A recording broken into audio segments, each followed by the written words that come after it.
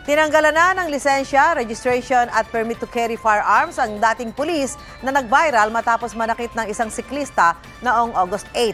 Kinumpiska ng Philippine National Police ang 3 baril na pag-aari ni Wilfredo Gonzalez kahapon.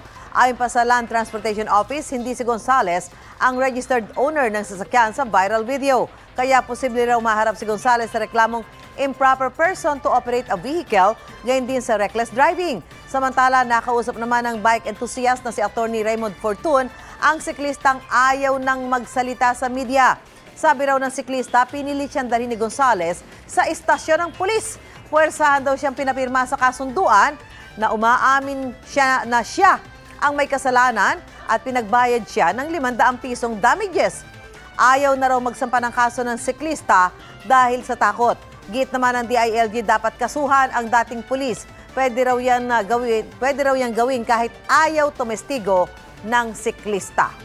Mauna ka sa mga balita. Bisitahin at mag-subscribe sa GMA Integrated News sa YouTube. Sa mga kapuso abroad, samahan nyo kami sa GMA Pinoy TV at sa www.gmanews.tv.